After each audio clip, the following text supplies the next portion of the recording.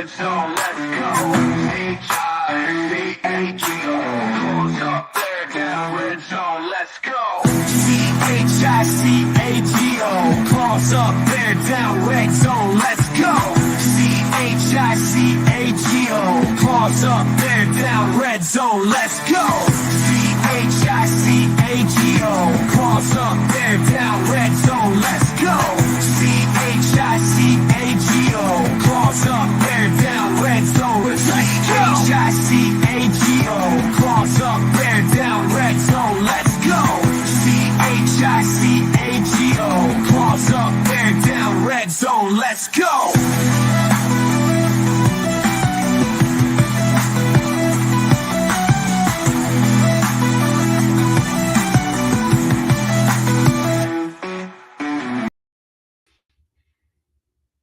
We are here. Let me put me on screen. Here we are.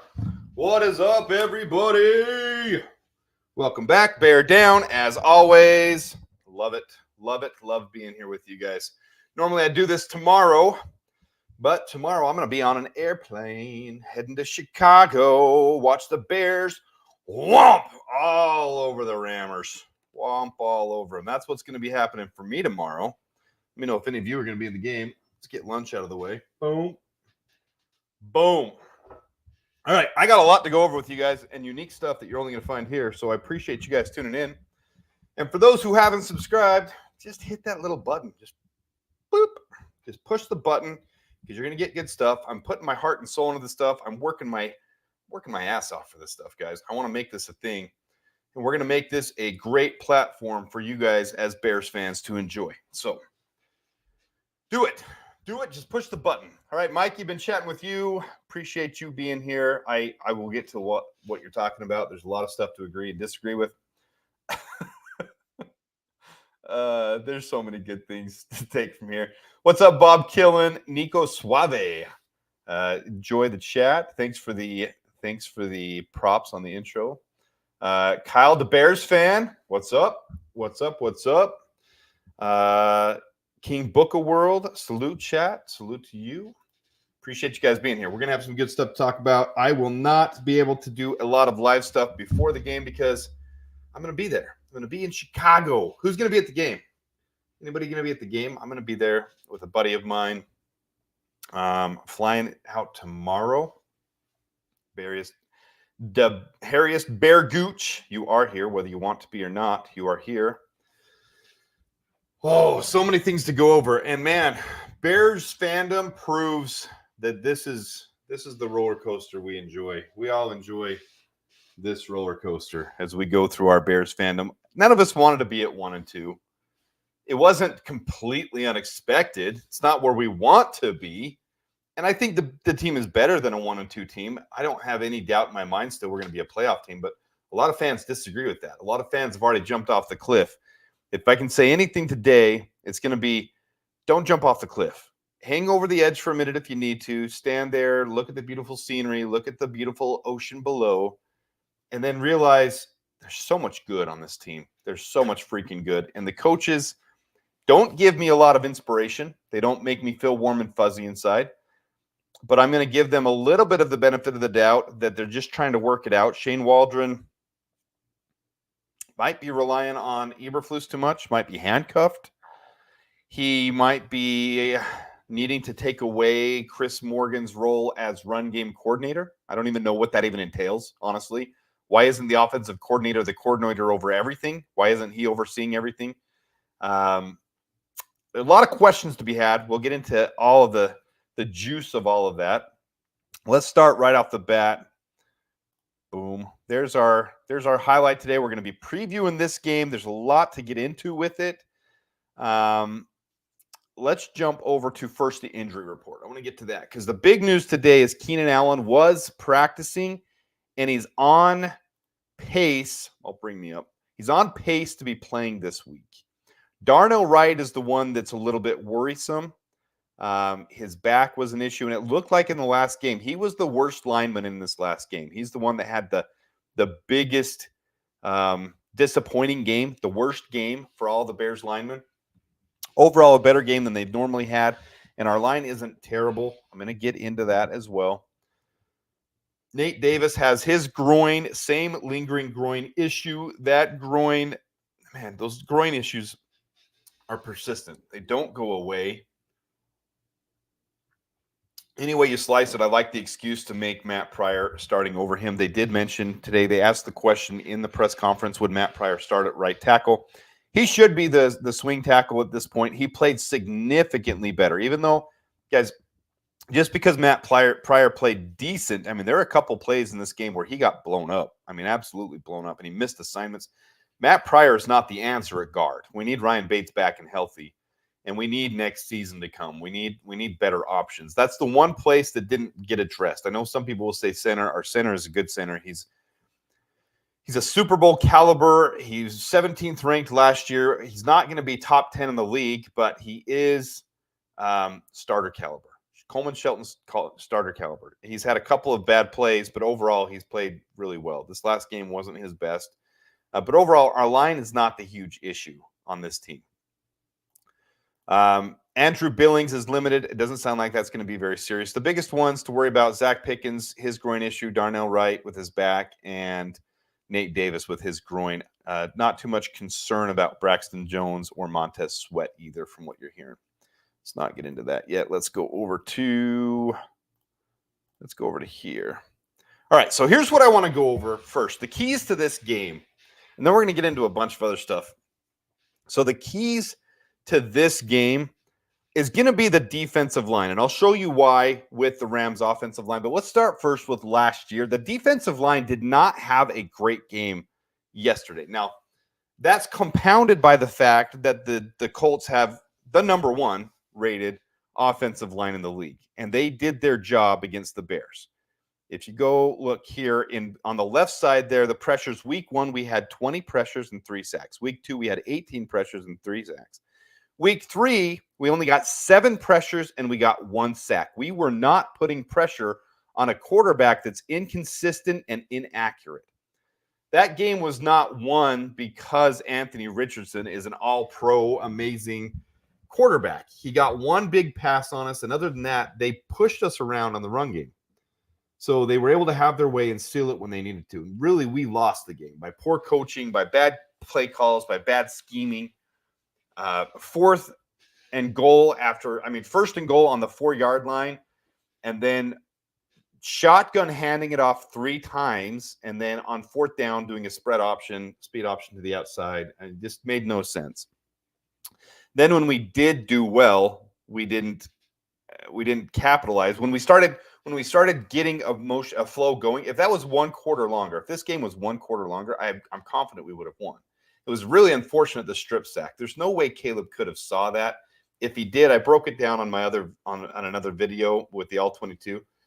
If Caleb would have seen Gerald Everett and not felt like he had more time, if he knew the pressure was coming from his blind side, he could have dumped it out to Gerald for an easy first down. And the offense was flowing. It really was clicking and going.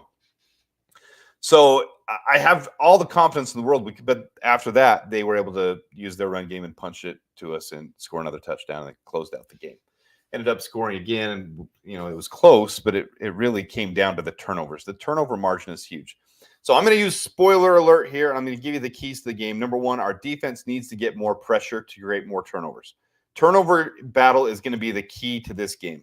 What up, Midway Monster? Sorry, I don't see the chat a lot when I'm doing the one-man show, but I appreciate you guys being here. Turnover battle is going to be key to this game. Number 2 is going to be able to establish the run game and get it going.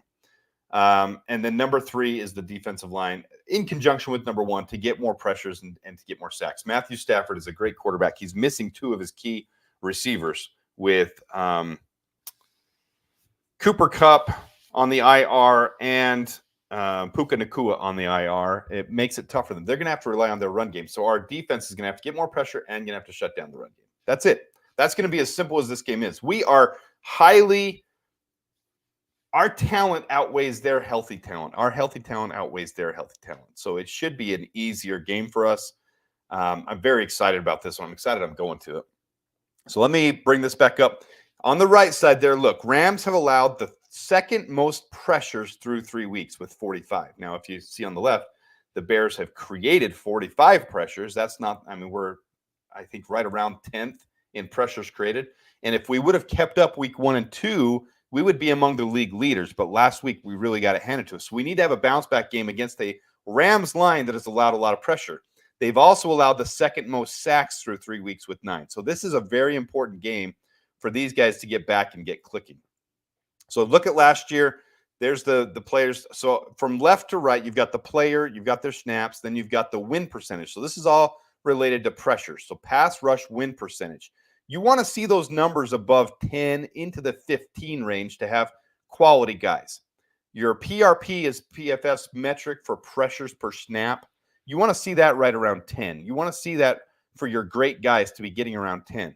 And your total pressures, that's just how much they've affected the plays. We want to see those numbers bigger. So down in 2024, you look at that. Now, it's all relative to snaps, of course. And you see players like Austin Booker and Chris Williams have had less snaps. But the PRP after this last game, after facing the Colts offense, really dropped because we didn't get any pressures. Again, there's the pressures. We only got 7 of them. So everyone's numbers look worse. Again, these things are all relative. We're talking about, a small sample size. We're talking about 3 games. And when you just face the best offensive line in the league, those numbers are going to dip a little bit. So they need to have a big bounce back game against a team that's really struggling to withhold the pressure. Second most pressures allowed, second most sacks allowed through 3 weeks.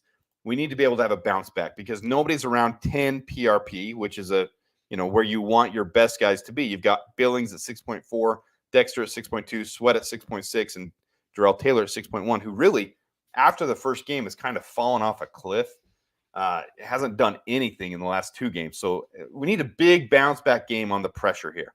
And the win percentage, you want to see these guys up around 15%. Billings is having one of the best years by anybody.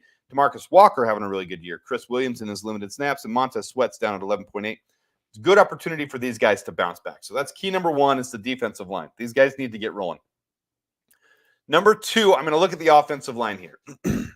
Now, I'm not going to spend a lot of time on this. If you want to pause it later, come back to it, you can, because this is a lot of jumbled mess for 3 weeks of nothing. I mean, you've got a small sample side here.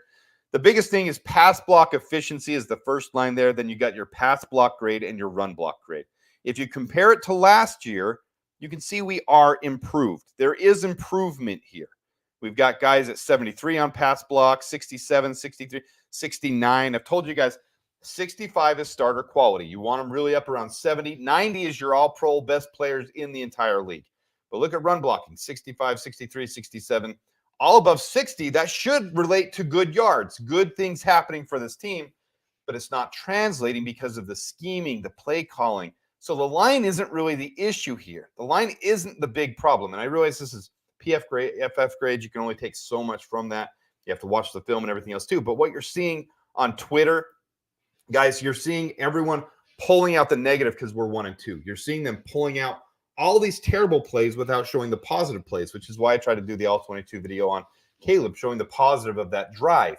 It's not really as doom and gloom as they make it sound. It's not terrible. It's really just bad scheming and calling the plays at the wrong time, the wrong way. I mean, 1st and goal from the 4, I will never understand that one.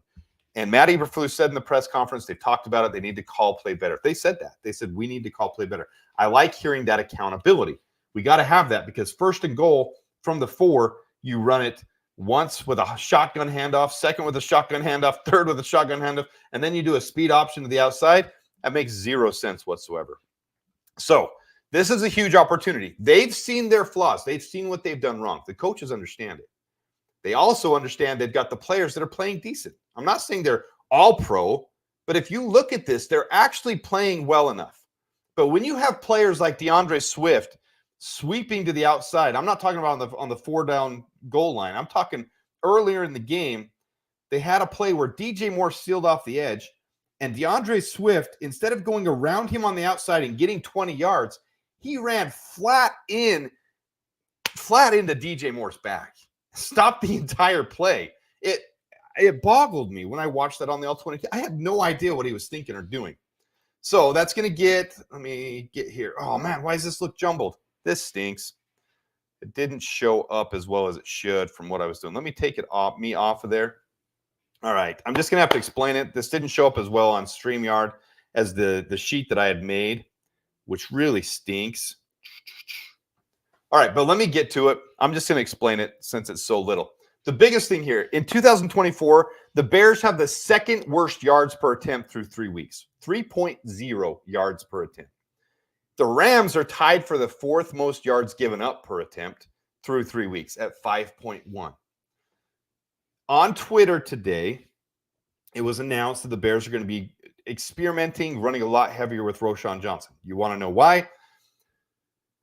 DeAndre Swift has the third worst elusive rating, which measures the success of a runner, how well they get away or break tackles or are able to avoid the wrong holes or go down the right holes. The league leader in that is Tank Bigsby at like 180, okay? Roschon Johnson is at 145.8. Khalil Herbert is at 17.5, and DeAndre Swift is at 15.8. Khalil Herbert and DeAndre Swift are in the bottom 3% of the entire NFL for their elusiveness rating. Roschon Johnson is in the top 10%. So why wouldn't it make sense to give him more touches, put the workload on Roschon Johnson? Well, it does make sense. So that's why they're going to do it. You're going to see a big change in the backfield. Roschon Johnson has earned his opportunity. It doesn't matter if you've paid DeAndre Swift $24 million. And really, it's $17 million because that's pretty much what he's guaranteed. On the third year, we can cut him and only have to pay $1.3 million of that contract. The rest of it, that would be the dead cap amount. The rest of it wouldn't count against the cap. So we're okay with his contract. It's going to stink. I'm not in favor of cutting him. There's a lot of people out there with pitchforks and torches saying, let's cut DeAndre Swift right now. No, it's just not working with him. He's not a power back. I said all offseason we needed a power back. We needed a David Montgomery. We needed a King Henry, Derrick Henry. We needed someone like that. Saquon Barkley, but he was always going to go to the Eagles, so that was never going to work out. I'm worried that all of these aren't going to look good now. I'm worried the formatting didn't work out on that. This is what the line, just to show you guys where we are. In 2022, we were 29th in pass block efficiency. 2023, we were 26th. 2024, we're at 19th. So to go along with what I was saying, no, we're not bad, but we're also not good. We're not top of the league. We need to be more up in the 87 to 90 range, which would put us between 3rd and 10th. I mean, that would be really good if we could. But you look at teams like Carolina, and when you make a quarterback change there and you see their pass block efficiency is number 1 in the league, they've only allowed 1 sack and 12 pressures in the entire season. Then they switch out the quarterback, and they realize the quarterback is the problem there. Carolina actually has a good line that's blocking well.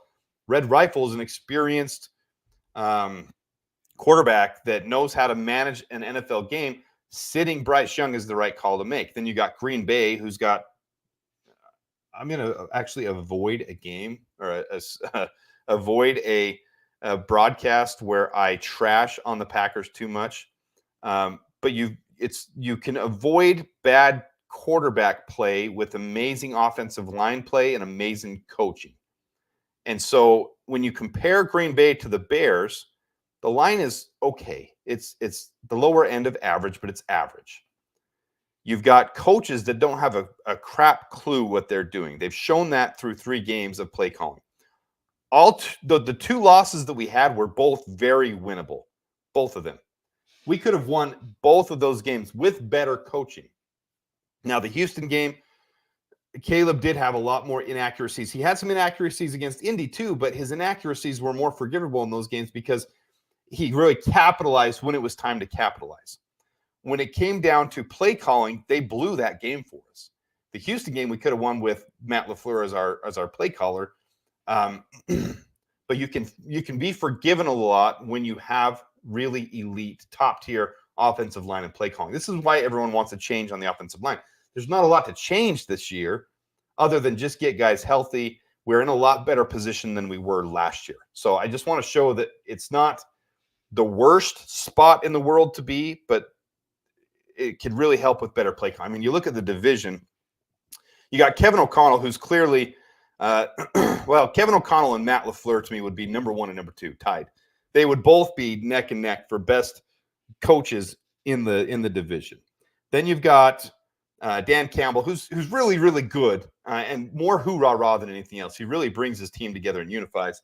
And then you got Matt Eberflus, who's defensive, but you've got Shane Waldron attached, who needs to prove himself still. So if there's one thing you want to see from here to the bye week, the next 3 weeks, it's going to be the play calling, the scheming, to see if they utilize things properly. All right.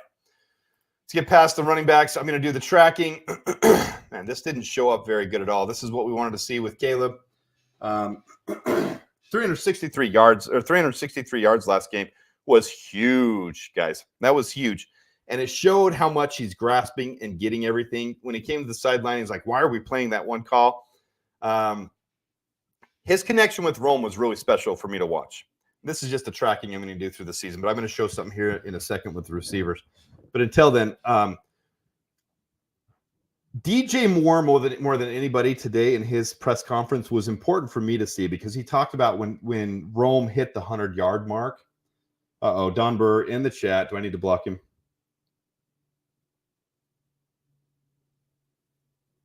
We're just going to put you in timeout.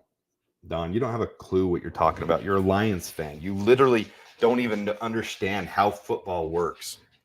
Just because your team won more than us last year doesn't mean you understand how football works. It's funny. Don's a character. I'd like Don to come on the show. DJ, there was a lot of scrutiny on DJ because they were saying he had attitude and all this stuff. He wants to win. And if you saw him on the podcast with Cap, I hate Cap. I really am annoyed by Cap all the time. On that podcast, though, there was DJ Moore and Mercedes Lewis, and they talked about the expectations for this year and a young quarterback. And Mercedes Lewis and DJ both said, there's pressure here, and there needs to be pressure here. We're not looking to have, a slow growth situation. And Mercedes Lewis said, I'm playing this year, and I want to play next year, and that's it. And I'm not going to sit around while a team rebuilds. I came to this team because we all feel like we're a playoff competing team this year. And when you look at the talent, it 100% fits. I watched the All-22 multiple times, guys. And as I've broken it down, there's nothing that concerns me except the play calling. That's it. That's the only thing that's concerned me. When you watch Caleb, his big-time throws are big. His connection with Rome this last game was really important, and it really hit hard. I'm going to show this now. This is the tracker for 1,000 yards. As we know, we all want the guys to chase for 1,000 yards. Let me bring it bigger. So there's DJ Moore on the left. He has 167. Keenan's been hurt 2 games. He's got 29. Rome's got 156. And then Cole Kmet's got 128. But the bigger thing I want to show, these guys are getting separation that helps the young quarterback out. And if you want to know about Jaden Daniels in his game, as I broke that down, he had 2 of the top 5 separators last week in the entire league.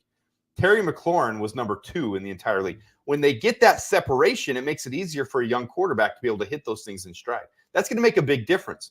The Bears, through 3 weeks, have 2 of the top 50. Think about that. There's 32 teams, and we've got 2 of the top 50 in separation. And on top of that, Keenan Allen was injured. If you look at his separation numbers, so Keenan Allen in 1 game, so NQ means he didn't qualify, because not enough. So he's not in the top 100 because he didn't qualify. But 71.43 separation in his first week. That's huge. And when he's there, it helps get DJ more separation. When he was there, DJ got over 65% separation. And Rome this last game had 75% separation, and through 3 weeks has 65.63% separation. Cole Kmet is a little low for him, not quite in the top 100, but 42.11. And then DeAndre Carter, when he filled in, 47.06% separation. I know that doesn't mean a whole hill of beans outside of context, but that's really, really good. This is a really good thing. Having that much separation for your young quarterback is going to create opportunities for him to get the ball distributed out. I expect with this receiving core, with this line, I really do expect a lot of what we saw in this last game. I expect 300-yard games. And he talked about in the press conference, he said, I was talking with Shane Waldron. I don't care if I have to pass it 50 times a game. If the run game isn't working, let's pass it 50 times a game. If the run game's working, let's hand it off 40 times a game. And I'll pass it 20 times a game. I don't care. Whatever works to win, wins. But when you've got this much separation and you can get the run game going against the Rams team that struggles. And I know we said the same thing last week about the Colts, and it's a small sample size, though. It's a small sample size in 2 games, 3 games. The point is, this team is built to be able to build that cohesion and chemistry. So, yeah, Jaden Daniels had a great game. Good for him. I'm proud of him. My point on Twitter wasn't that we picked the wrong quarterback. It's there should have been more put into the opportunity of this draft. Now, it's dead. It's gone. It's whatever. I wish we would have got Zach Frazier. I wish we would have got Cade Horton. Oh, what's his name? Anyways, the tight end that's at Houston. I wish we would have got Zach Zinter, the guard from Michigan. I wish we would have got a couple more pieces, but here we are. And if you really take a step back and look at the talent on this team is extremely freaking talented. This team is really sharp. And the one huge positive everyone should be taking from this last game is Caleb just threw for 363 freaking yards in a loss. And the loss wasn't on him alone. The turnovers didn't help, but they weren't horrendous turnovers. There were things that could have been done. It stinks that the defense didn't have their top-notch game. We only got 7 pressures in the entire game. We lost the turnover battle. You can't depend on the defense to win every single week. They've talked about that. One week, we're going to want the defense to lead the way. One other week, we're going to want the offense to lead the way. It was just bad circumstance. I sincerely mean that I believe if we played the Colts 10 times, we'd probably beat them 8 times. And all NFL teams are really, really good. So it's hard to win in the NFL. But I really feel like the talent on this team and the flow we got going at the end of the game was what you take from this game as the huge plus. The coaches on this team, why they can't come out in the first half and get ripping and raring and have a game plan right off the bat boggles my mind. I want to see that this week. I want to see them come out with a solid game plan to get the ball moving, not calling these dinky-dunky, slippy-sloppy, stupid plays right off the bat with DeAndre Swift. And I want to see some motion. I want to see more play action. I want to see 2 tight end sets. If we got Gerald Everett, let's use him. If we've got Romo Dunze, if we got Keenan Allen in there, let's use it. Let's utilize it. They have an opportunity to get flowing here early, and I think this could be a huge game. Cade Stover, that's who I was talking about. You guys are right. Sorry, I'm trying to go on the fly here. I'm not ready to give up on the coaching yet, guys. See, everyone is reactionary and saying this is terrible. I do agree, and I've said it, so I understand where you're going with the chat in that. The coaching is the big loss right here. It's the big problem. Look at last year too. Now, of course, Alan Williams had his house raided, and they took him down and blah blah blah. And then he was fired, and then we replaced him, and Eberflus took over, and then cohesion and blah blah blah. Either way, it still took 4, 5, 6, 7 weeks for the coaches to get going. I don't know why on this team we have to have a slow start. The Bengals are like that too, and they have really good coaching, but they take 3, 4, 5, 6, 7 weeks to get flowing in the season. It makes no sense to me why some teams don't plan and prepare better. You brought in Eric Washington to help with the line. Bring in someone to help you game plan better. Like, figure out that that's your weakness because it's not working out for you. All right. Caleb and Rome were fun to watch, 100%. Yeah, this last game, Torrey Taylor didn't have a good game, though. He didn't. I mean, it was bad. He wasn't worth a 4th-round pick in the last game. Overall, I mean, I'm not worried about Torrey Taylor, though. Yeah, Flus is a soft head coach. I agree. All right. We need better protection on 1st and 2nd down. We need better protection overall, but it's really the second half of the game. They get flowing, and it looks really good. So it doesn't make sense to me. Let me get into the game, my predictions, how I see it going. Let's bring up here. Oh, a couple of things real quick. If you guys didn't see this, roster changes that took place. Up top there on the Bears website, we cut Roe Torrance from the practice squad. We had an extra practice squad available, and then we signed Steven Carlson to the 53-man roster. So Carlson's on the 53-man roster now. To me, that screams that we regret giving up Brennan Bates. If you look at the tight end play, Mercedes Lewis has been terrible this year. He looks every bit of 40 years old, and I'm not happy with it. I really wish we would have kept Brennan Bates. There is a new kid, though, that we signed that's interesting, this Tegan Quintoriano. This is him. on PFF, and I'll just show a couple things real quick here. Big bodied. I like that. 258 pounds, 6'6". He was a 5th round selection, number 170 overall. And if he doesn't look like baby Gronk to anybody else, I mean, he does. He looks like baby Gronk to me. That's exactly what he looks like. Excuse me. He is very limited in his action. The first season he had, 2022. Let me go there. He got a little bit of playing time. Starter is SP is part-time. So he got a few starts in there as they had some injuries. Not significant grades. 113 yards, 2 touchdowns though. He's got some decent hands to be able to catch and to be able to play. The key things I like to look: 0 drop rate. If you look right here, 0 drops, 50% contested catch, only on 1 out of 2. So it's not a huge sample size. And if we go look at last year, so he was just cut from the practice squad. They got Cade Stover and didn't have room. Actually, he went to Indianapolis after that and didn't make it on them either. They're stacked at tight end too. So it's not like he was a reject. This is one of those guys you're actually glad we signed. I'd rather have Brennan Bates, but this is not a bad signing at all. I actually like this for the practice squad. 0 contested catch out of 0 opportunities and 0 drops. So, I mean, so far, everything I'm seeing from the basics of him, I don't know a ton about him. Only 24 years old, so it's fun. You can develop him, bring him in. Good size, 6'6", 258. If you look at his overall grades, let's just look at his overall grades.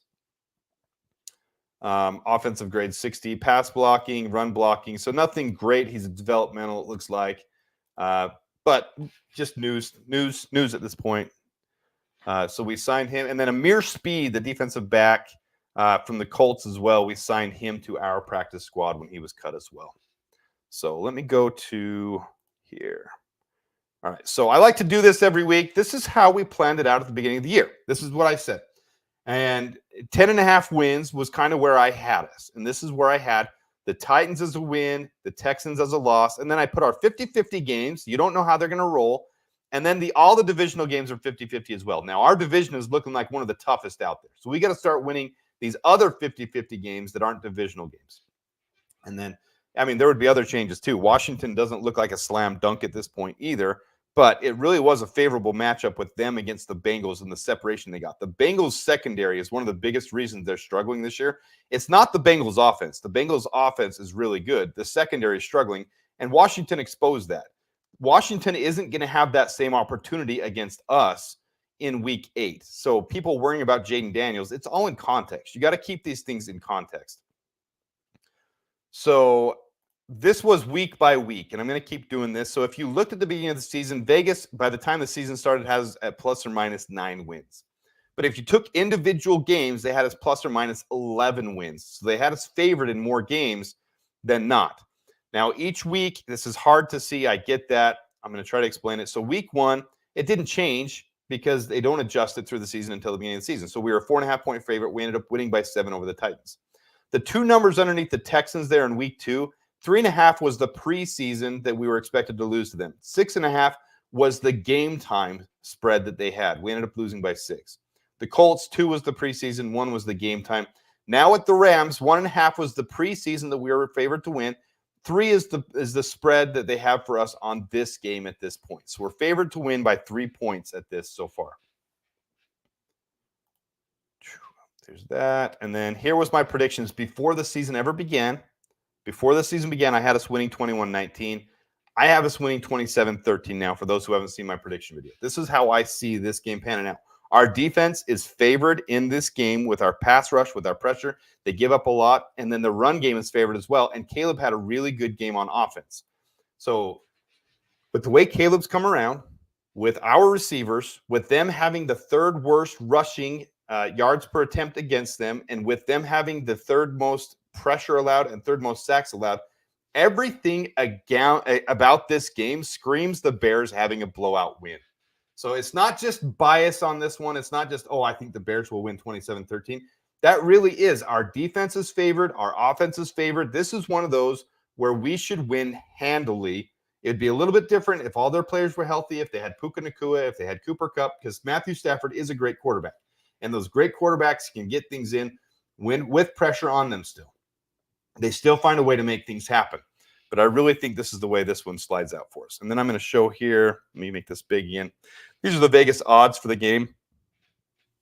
They got the Bears as a 3-point favorite. 41.0 is the over-under.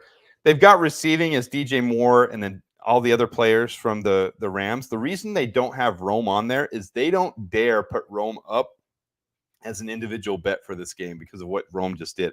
They have no clue where to put him. And that's why you'll see things off on the betting odds. Top right, they've got Matthew Stafford and Caleb Williams both with a, let me make that smaller so you can see here. With 1.5 touchdowns. Passing yards, they got Caleb at 223.5.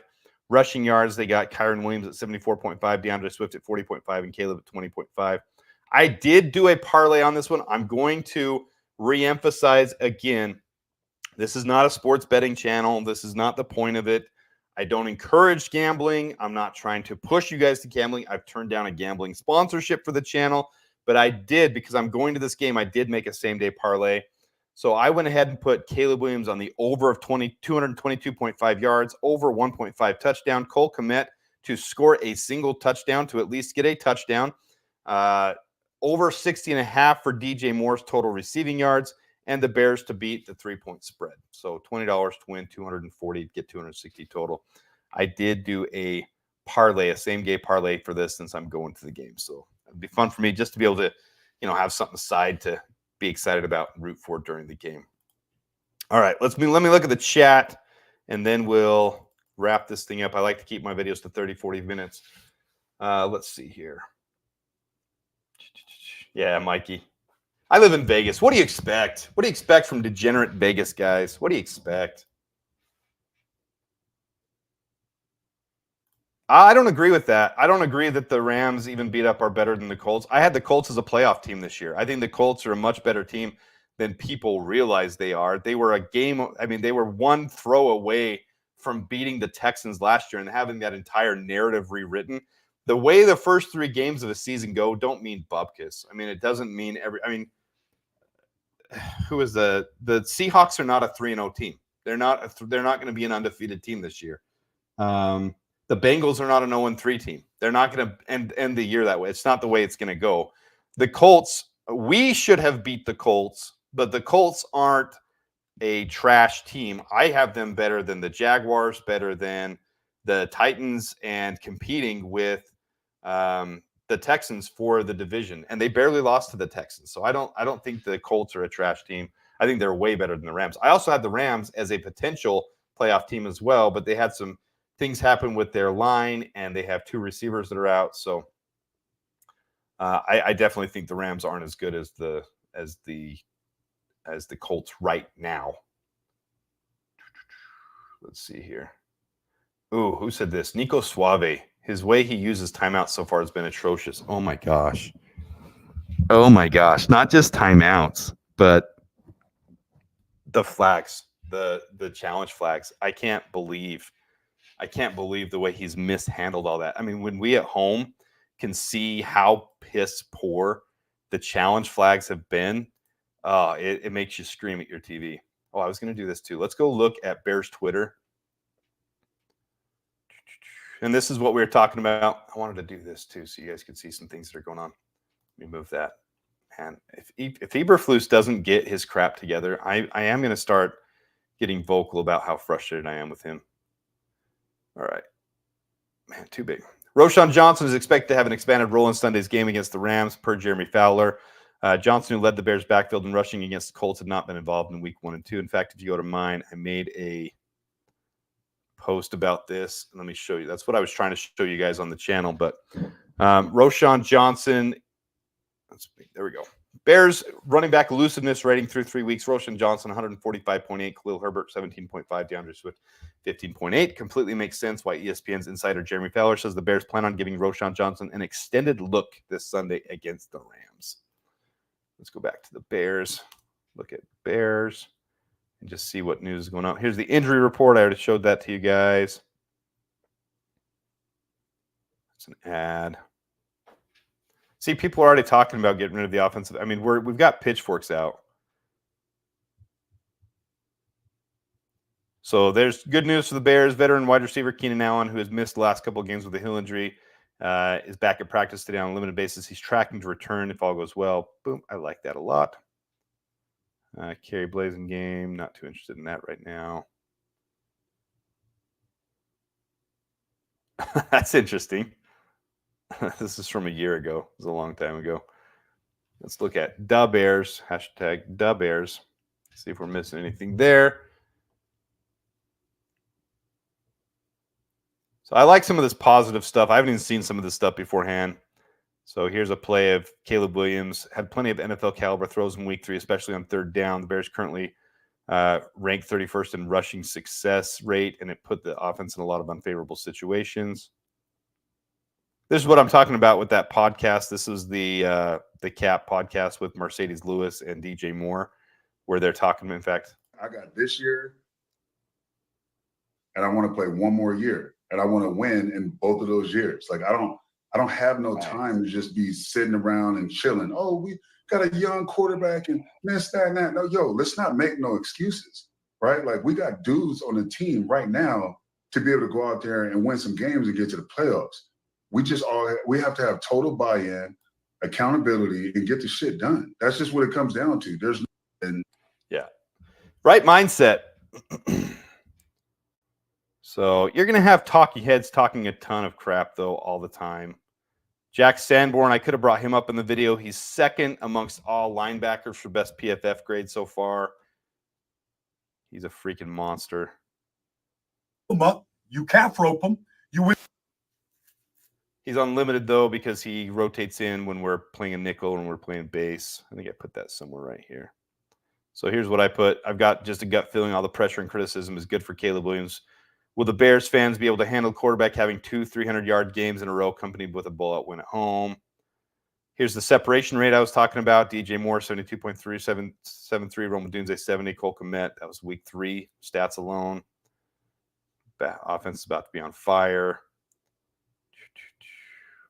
That's about UNLV. Tua girl.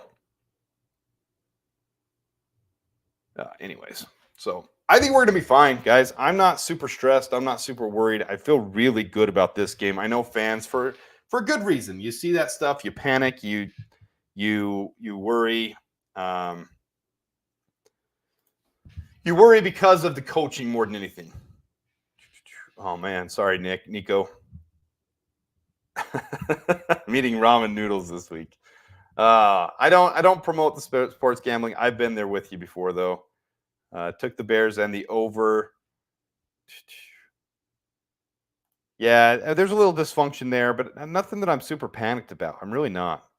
Yeah, Roschon's the best blocker we have out of anybody. Yeah, if we would have managed that better, even just kicking the field goal on 4th down and then being able to not have to be panicked and to be able to work our way back into the game. What do you think about Caleb having a meeting with Shane and telling him what he wants to do? I think that's happening constantly. I think that's something that organizations like the Bears especially are going to specialize in because they kind of overtalk things. I think it's a matter of Caleb building the confidence to be able to have a voice big enough to overpower them at some point. Because you saw him come off the field. In fact, I'll bring this back up. Let's bring this back up and I'll go there and I'll show you the one I was talking about. So Caleb comes off the field right here and just watch this. I'm not going to put the sound. There's no sound to it.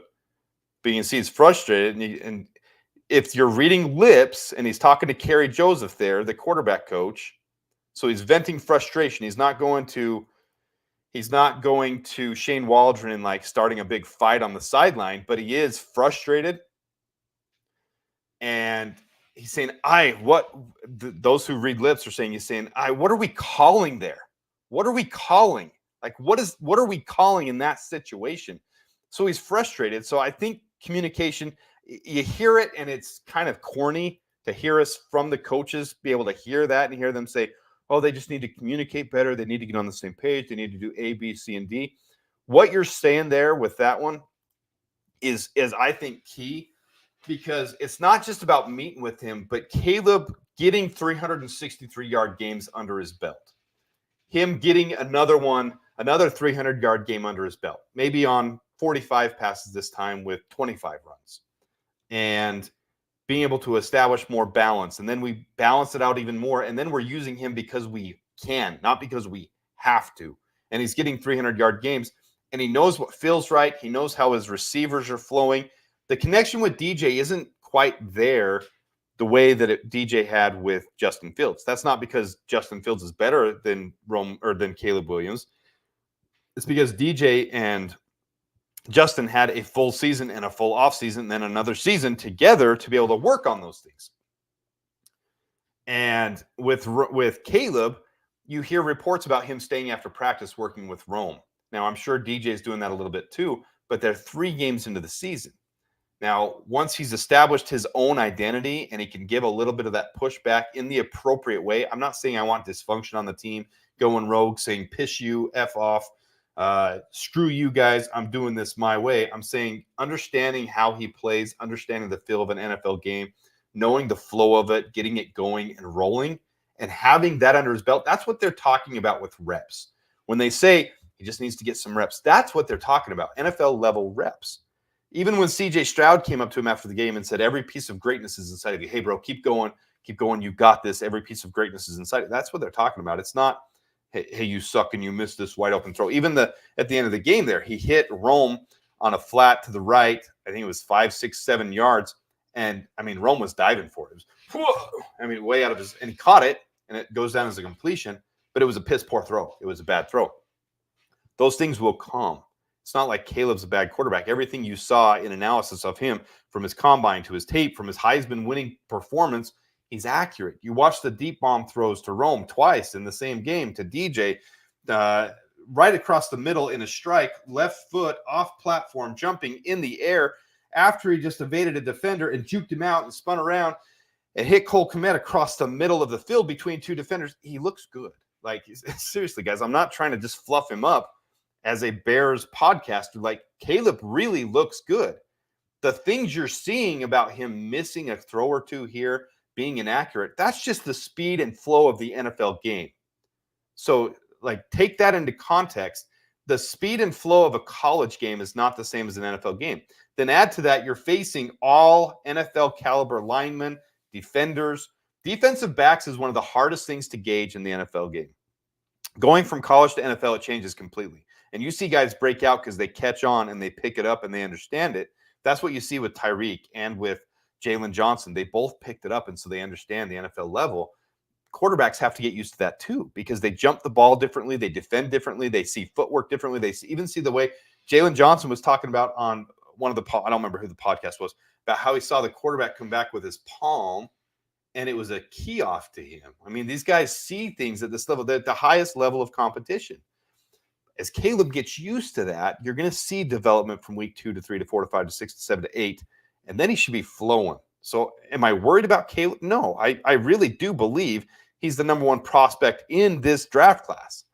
I also felt like this is the 2020 draft class where you've got Justin Herbert, the